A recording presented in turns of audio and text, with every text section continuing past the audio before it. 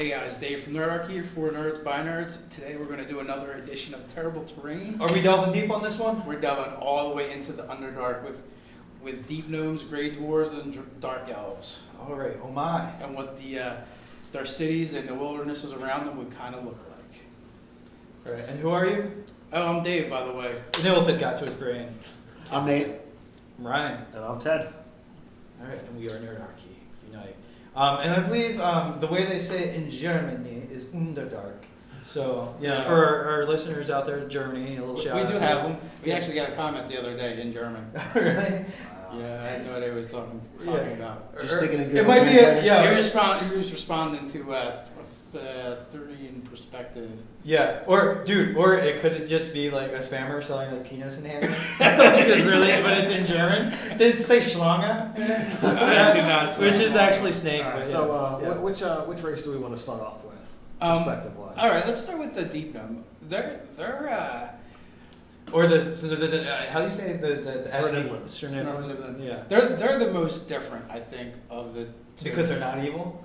They're the good guys of the Underdark. The underdogs of the Underdog. Underdark. They're not evil, Yeah. and they also are kind of more like surface elves or forest gnomes in the sense that I feel like they work more with the natural terrain and try and encompass it into their structures, their buildings, and their homes. So I would see them as like more akin to making a city that's a little bit harder to realize that, hey, that's a city. Find it or Yeah. super. They also collect in smaller groups as well. Right. So, So that makes it easier to hide the grouping. yes. Yeah, so I think their primary defense, and also their gnomes, which specialize in illusion anyway, is basically things not realizing they're there. See, I see them actually as doing the strength and number things, and like they're a lot more unified because like the Drow and the Duergar will like be at each other's throats because they're evil, whereas like the deep gnome is they're very super communal and cooperative and like work together to make things accomplished. Well, that's true. So they might have a large city that's hard to find but super easy to abandon with lots of hidey holes. Well, sure, anyone can do that in their campaign world. I'm just saying what the Monster Manual says. F the monster. They have them in small, tight-knit communities.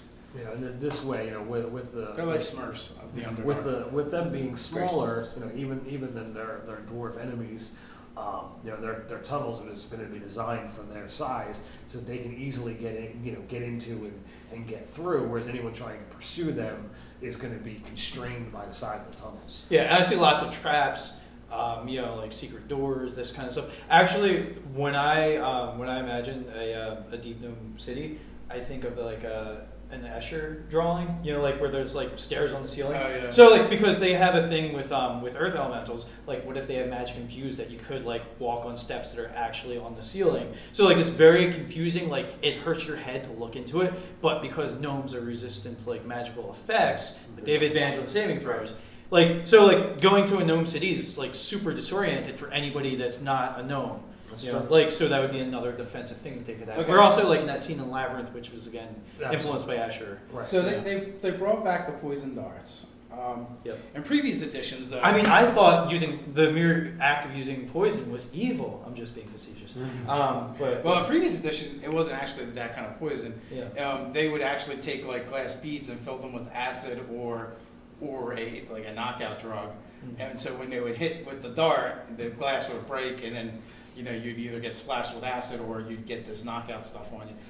But then other interesting things that have been done with those is taking those same beads, and what if they designed special ones that could take a certain amount of pressure, right? So they just line tunnels with these where they're light enough to walk across them without breaking them, but a Duergar or a Drow, who's going to be slightly heavier, is just enough to trigger the trap. Landmines. Well, Essentially. the problem with that is because they're good aligned, they're probably less likely to leave something out that like the wildlife of the Underdark. I mean, I know there's lots of evil things in the Underdark too, but like, are they likely? It's like the idea of like the ranger like leaving is less likely to leave out a bear trap for just anything. Yeah, but I think it's more like their secret tunnels and their inner defenses. Oh yeah, inner defenses. Where things aren't likely to Right, just yeah. wandering in. Right. know. So, yeah, not the random. Here's something happenstance. that you know, it's less of a question, you know, with our forest video, but in the Underdark, where, you know, sound travels differently and, you know, you have very strange things underground, how do you, what kind of sounds would you see would be typical in a deep gnome city? Is it more prone to being, you know, quiet because they're smaller and stealthy, or, you know, is there some kind of activity? Well, they're still smiths. Yeah, They're still smithing away. Like I think they probably do some, you know, illusion stuff that sound dampens dampens it. it, or like warps it to sound more like bats and like other underground like, well, not even water because people might be looking for that, but like, yeah, just like bats and like lizards, like something that modulates the sound so it comes out sounding more like ambient noise. Of the three races, I see gnomes as being the most, you know, quote unquote magical. Like, I know, you know, dark elves are known to have high powerful, you know, clerics and high powerful mages. You mean innately? But innately, yes. So I see them as having magic more more enveloped in their city, you know, both with, you know, illusions and with any kind of dampening effects to make them harder to be heard, harder to be seen, and using that to the utmost advantage. But I'd also see them like cultivating the wilderness around them as well in the Underdark. You know, maybe tending mushroom forests and stuff like that to grow a specific way, lichens and mosses and things that'll be useful to them. Yeah. Well, and you know, like for them, like I also see them because there's so many hostile things around them. They've got a little bit of like a PTSD, like as far as like role playing. So like they're super shook and skittish because Kinda like twitchy. there's like always a little paranoid in a certain regard because there's so many bad things around. It's like the crew to always be afraid. You know? No. Never not be afraid. Never not be afraid. Like, so I think there's a bit of that. Like, and I feel like their tactics, if they're being invaded or something, first off, like they're going to be super, not xenophobic, but just like they're not going to be like super friendly to outsiders. They're going to be like interrogating them, not like waterboarding them, but like asking them a ton of questions, really trying to get a beat on them before they're going to let them into their community. Yeah. And if there's an invading force, they fight a retreating battle the whole way, and just like basically women and children get out, traps. yeah, and like they're like range attacking, moving out. People are swinging from murder holes, heading out, like that kind of things, like secret tunnels and that. Of the races, I mean, they're pretty hardcore. Their speed here is listed as a 20. I mean, they're going to be hard pressed to be able to outrun anything. Wow, they're even slower than the other small races. Yeah. Well, it's not about outrunning them. It's a fighting withdrawal is about attrition and whittling them down. So that's where I think and picking your battleground. The regular traps and the magic traps, totally come in. I think with deep gnomes or gnomes in general are usually decent with illusions. So I think not only that. Let's look at who their allies are. They ally themselves with earth elementals. Yeah, that's very true. They may be moving at 20, but you got to go through the earth elemental in front of them to take advantage of that. And they're not exactly lightweights. No, not at all. So I mean, I think with using magic, with using traps and magic traps, you could have that kind of fighting retreat, and it gets to a point where it's like, all right, well, when we hit X, it's just cut and run. And they go off through their tunnels, and you just I almost see deep gnome warrens being very similar to kobold tunnels, but worked better and deeper. Better structure, probably prettier, but better style to them. Yeah, but they could easily just as easily have that trip switch of like, okay, the last guy through, hits the button or pulls the lever, and the tunnel collapses, right at the entry, and off they go. They're subtle, so they're not going to want to change the landscape a lot. Yeah. Right. Well, I mean, but there could be the kill switch of a whole Drow army is in here. This is going to collapse the entire tunnel. Like, you have like multiple switches that have to be pulled, and like. I mean where the Drow, like a Drow city and the waters around the Drow are very arrogant and egotistical. They're going to be like, we're right here. We want you to know we're here. Yeah. They're going to make a lot of physical changes right away.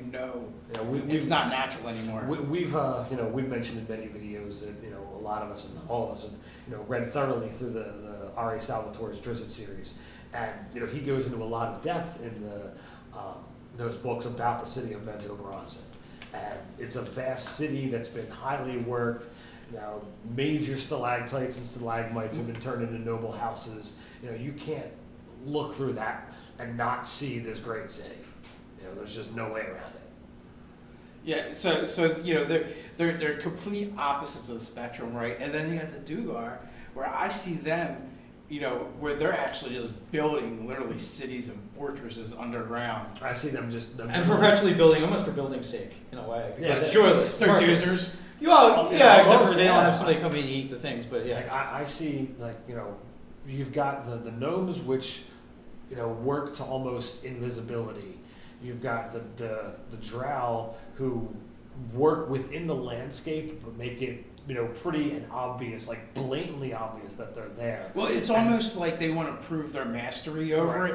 it and bend it to their very will. Well, super But- elaborate, like sort of like boss reliefs on it going on, like ornamentation, like, you know, demons and just ornate carvings everywhere. Like basically the dark hellish version of what an elvish city could look But like. I see the dwarves carved out and still being, you know, squat and square. Like the Underdark has got, you know, usually the tunnels, and you got the spikes and stalactites and stalagmites, and everything is smooth. And the dwarves, they're like, nope, we're still square. We're still Well, no, like that. It's like Helm's Deep underground. Yeah. All right. So let's get into specifics. Since I mean, because we already went through the deep notes. Okay, Instead of so- like thumbnail sketching. So if we talk Grey Dwarves, Mhm. what really summed up what I could see their architecture kind of looking like. There's like few scenes of like the Hellraiser movies where you get to see where they're actually from. Mhm. The Cenobites or whatever, which sounds like a cereal. Cenobite. No, Cenobites. Yeah, Cenobites. But still sounds like a cereal. Not to be confused with the Cenobite Cenobites, cereal. right. Cenobites. So like the architecture is like just these very dark, gothic looking things with like spikes protruding and like it's geometric. There isn't like pictures and stuff like that, but it's like basically it's cylinders, it's squares, and it's being that very like blocky. Like there might be like geometric patterns carved into things and runes, but there's like not, you know, like faces or delicate. I would think it'd be, you know, function over form. Right, What right. the Duergar. But I mean, sometimes they put ornamentation on things just because it's a thing to do. But it's just blocking. But the it's spikes just of the- there, yeah. But you could also have it where you can see that it's clearly a work in progress. Yeah. It's like, suppose you've got the wall of Helm's Deep, and it goes right up to the mountain. Well, what if instead of it going right up to a mountain, it's, you know, right up to, you know, the cavern wall, and on, you know, you're coming from this side, so on this side they're literally carving it out this way, and when they've got, you know, a room or They're something perpetually here, expanding. Yeah, I think that should be part of it. Like the borders of a dwarven city are perpetually, well, the Grey Dwarf city should always be looking like they're always looking to press out because they're joyless. They're just doing, you know. And also too, you would see just like ranks of slaves milling about because. And I think you guys are thinking two-dimensional as well. You know, and upward too. I could see walls being built down from the ceiling as well, Yeah. where they would man as well. And you know, they're gonna ring their city with multiple walls. You got to remember too the psychology behind the Grey Dwarf That's is true. an enslaved race that escaped the elephants, and like they're not having that happen again. Yeah. You know, constantly they're under threat from, in their minds, because they're super paranoid. They're under threat from deep gnomes. They're under the threat of the elephants. They're under the threat of the drow, plus all the wilderness creatures. So like their first thing is going to be function and security, is what they're going to go after before anything else, in my opinion. And you know, as I brought up before, audibly, like I would assume that in a dwarven city, you know, they're secure in their fortress. So like I would imagine 24/7, you've got hammers being beaten against, you know, metal as they're forging nonstop, and you've got, you know, picks against, you know, Part of the stone. reason why they're so angry, they never get a good night's sleep. Yeah. You know, so you've got that constant carving, constant shaping, you know, constant. You just hear smoothing. work being done Yes. almost all the. Well, I mean, like, so, and there might be some psionic dampening because, you know, like a society has to function even if it's evil as fuck. Like they still have to make their world, like, you know, they have to have an economy and this and that. But you know, like, yeah, you just always, and also too, the manual labor, it's not gonna be them doing it, they're gonna be foremen. They're gonna have slaves, like, actually, chipping rocks, whatever, you're gonna see them constantly doing the labory part of it. Well, you'll have some that are doing, because not all, not Well, all they Duergar- would totally enslave other Duergar too, maybe other clans that they capture or That's, whatever. yeah, that's absolutely Drow, you know, Or which are very good stoneworkers and or gnomes, or gnomes, whatever they can get their hands on. Yeah. other surface dwelling dwarves. Well, but also too, like, I don't see separate communities of Duergar. Like one Duergar community might take over another and enslave the other one. Like, they're not. Gonna They be, have to be yeah. on equal footing in order for them to interact. Well, here's one underlying thing I see being pretty much running congruent amongst all three races. None of them let outsiders into their world. Right. Like that's like a super rare occurrence. or not very lightly. Like gnomes, kind of, sort of. The deep dwarves or the gray dwarves as slaves, sure, yeah. And then like drow, yeah, slaves again. Drow just as easily to kill you as to turn you into a slave. Yeah. You know, I think a drow city is more likely to have, outsiders come in, where I think a Duergar city is more likely to have you come to their outpost. Like xenophobic in a way, like you're not allowed to. Yeah, like I don't, because like, okay, so you have drow, which are super arrogant, but I feel like the opposite of that is the Duergar, which are super paranoid. Yeah, I feel like the drow are at least into novelty. Like they want entertainment, and sometimes it's just like, oh yeah, And, let and this their random confidence adventure. is just like, well, you know what? If you do try to Step out of line. step out of line, We're drow. We'll just kill you. Yeah. So. And then the Duergar, they're super xenophobic, they're paranoid, probably on the verge of schizophrenic, and they're like, nah, it's not gonna happen, not again. You're not coming in here with your tentacles in your hand, in your mind, and this and that. Yeah. It's All not. right, so what do we see the Drow looking like? What do we see them doing? Magical as shite. Just like, like you got like fairy fire lanterns everywhere. You got statuary that maybe is like magically animated. I would say almost Form over function. yeah, like a H.R. Geiger sort of like from an Alien sort of thing, but like also with like some bas relief sort of things, like like demons and like elven maidens and things like that. I would spiders. I would see it as some might say the dark pretty. Yeah. You've got things that everything is done well, even if it's done in a way that's just like, wow, that's creepy. Well, everything's made to be aesthetically pleasing. Like if there's a fence, it might look like a spider web. Blocking off something. You could have that. As was well depicted again in the books that we read. There's drow riding the subterranean lizards.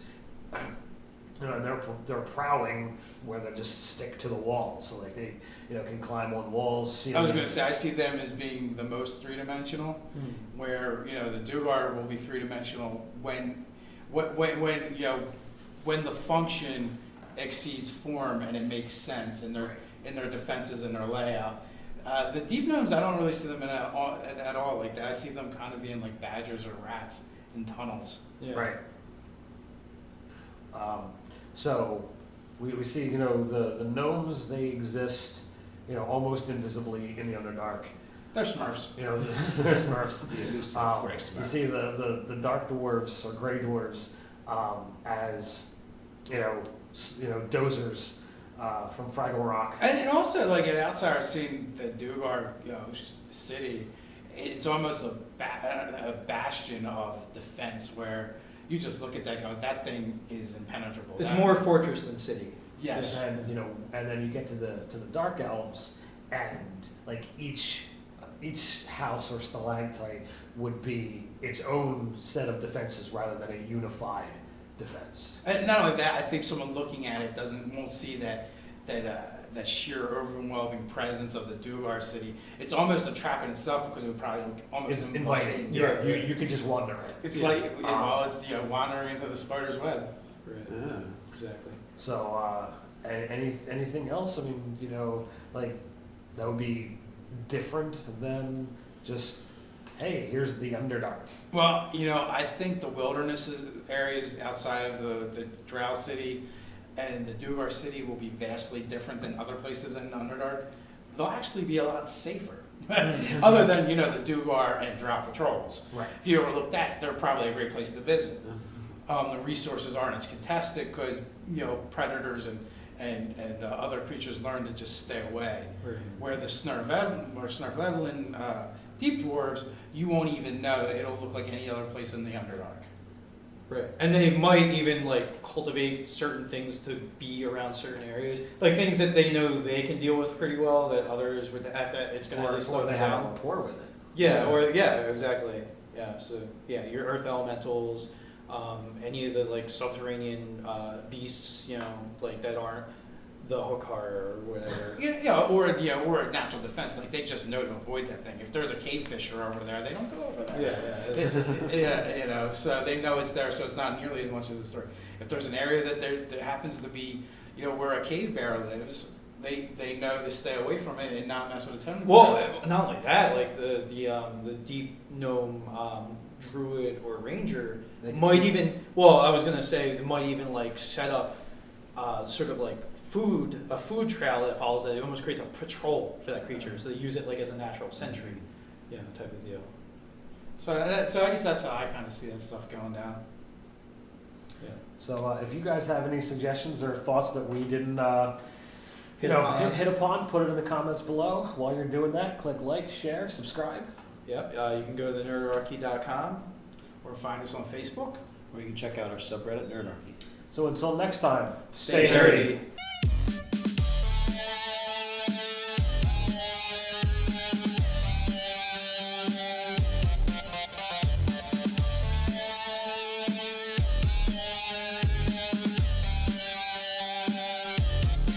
Gnomes, which specialize in illusion anyway, is basically things not realizing they're there. See, I see them actually as doing the strength and number things, and like they're a lot more unified because like the Drow and the Duergar will like be at each other's throats because they're evil, whereas like the deep gnome they're very super communal and cooperative and like work together to make things accomplished. Well, that's true. So they might have a large city that's hard to find, but super easy to abandon with lots of hidey holes. Well, sure, anyone can do that in their campaign world. I'm just saying what the Monster Manual says. F the monster. They have them in small, tight-knit communities. And this way, with the. They're like, I think of the two. Because they're not evil. They're the good guys of the Underdark. The underdogs of the Underdark. They're not evil. Yeah.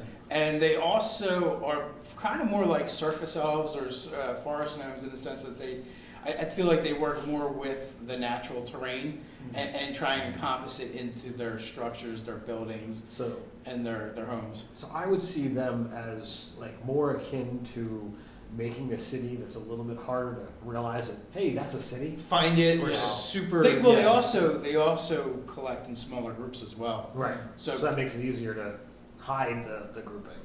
yes. So I think their primary defense and also their Unite.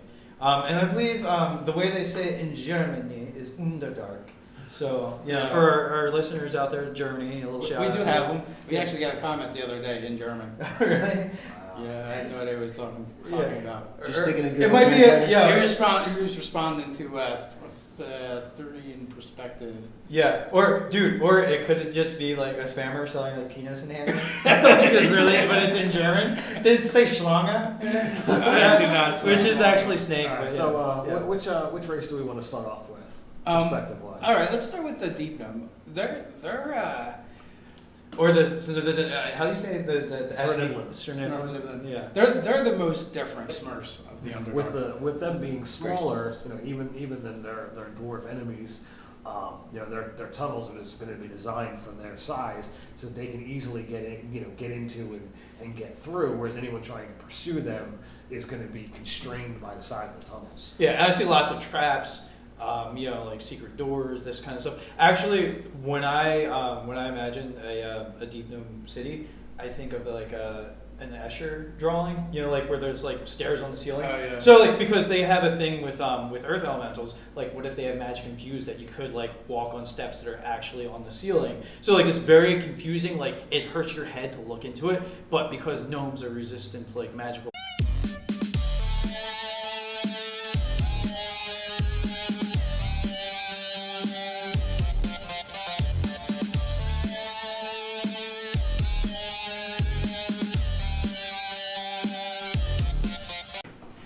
Hey guys, Dave from Nerdarchy here for Nerds by Nerds. Today we're going to do another edition of Terrible Terrain. Are we delving deep on this one? We're delving all the way into the Underdark with deep gnomes, grey dwarves, and dark elves. All right, oh my. And what their cities and the wildernesses around them would kind of look like. All right, and who are you? Oh, I'm Dave, by the way. An illithid got to his brain. I'm Nate. I'm Ryan. And I'm Ted. All right, and we are Nerdarchy.